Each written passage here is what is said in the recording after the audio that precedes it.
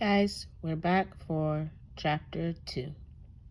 Sunrise was Eddie's best chance. He couldn't sneak away at night when his parents were awake.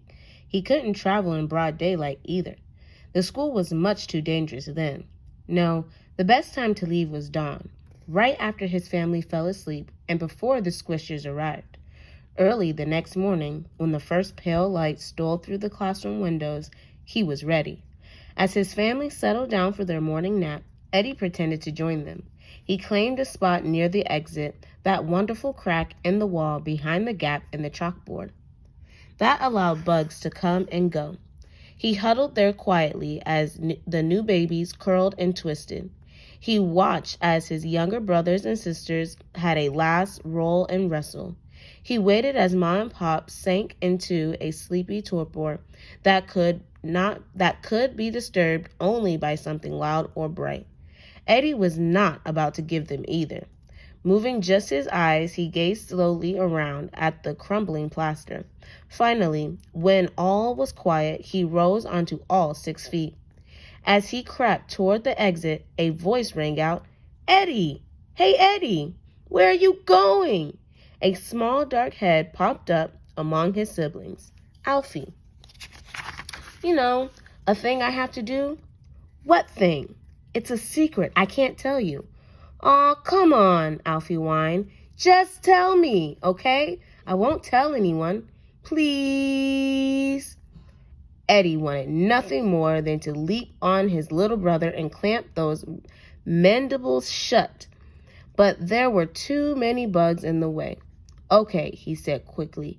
"I'm going to the library to find Aunt Min, but you can't come, Alfie, and you can't tell anyone, promise?" "Aw," said Alfie. "Why can't I come?" "Why?" "Go to sleep," ordered Eddie. "Now!" And before his brother could blurt one more word, Eddie slipped through the exit. Out on the ledge, he paused, antennae quivering. The classroom was cool and fresh at this time of day. The desks were still neatly arranged. Eddie gazed at the familiar art on the walls. He stared at the large whiteboards where the teacher liked to write things down. A very good choice for the bugs, as it happened, as it left the old gray chalkboard to them.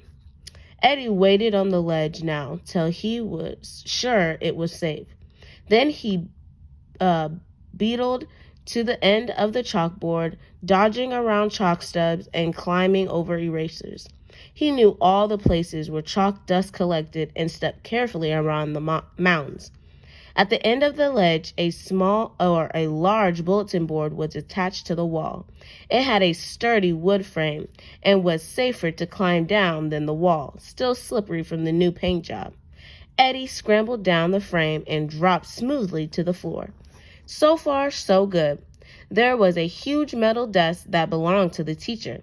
His name was Mr. Pilato, and he was a pleasant, friendly man, except, of course, for the fact that he had bug-napped Eddie's entire family. Ma would never forgive him for that. Eddie gazed longingly at the teacher's desk. Was there a book left open on top? Sometimes there was, if he climbed up to check. Then he noticed what he was doing. Daydreaming. Already. "Concentrate," he told himself, turning to the distant gray doorway. It was terrifying and wonderful all at once. Though through the portal somewhere to the north and miraculously reachable by even a small bug was the library. If you want the whole truth about Eddie, here it is. Yes, he was worried about Aunt Min. Yes, he was the only one who could search for her. But also, with every bit of his itty-bitty being, Eddie longed to travel to the library. Grandpa George had visited the library dozens of times. He'd always come home dazzled. Grandpa George was the one who had figured out how to read in the first place, teaching himself slowly, letter by letter, never giving up, not even with the Q's and the X's. Then he taught Aunt Min to read and took her to the library with him. Aunt Min had in turn taught Eddie. She tried with his sisters and brothers too, but they weren't interested. The only young book bug in the family was Eddie. The library had become his great dream. And now here he was, on his way. He set off across the great expanse of brown linoleum speckled with bright colors. Eddie was fond of those speckles. They provided great camouflage for a bug of any color. He passed a desk and past chairs with green legs and rubber feet. Another desk, another chair. When he reached the orange carpet, he had already ventured further than he ever been from home. The carpet looked peculiar up close, thick, fluffy. Eddie gave it a nervous poke with his antennae. Soft, as Pa said, not good for walking on. Your feet sink in, Pa had warned. Stay away from carpets. Remembering this, Eddie walked carefully around it. More desks, more chairs. This was taking longer than expected. Faster, he told himself. When at last he reached the doorway, his discovered bonus, a raisin, tucked into a corner of the doorframe. How had the cleaner missed that?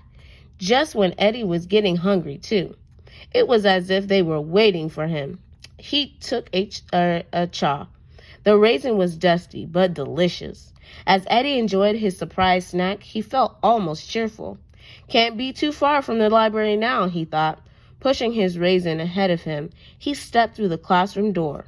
Oh, my gosh, whispered Eddie, and he leaned on the raisin for support. We'll be on the chapter 3 tomorrow.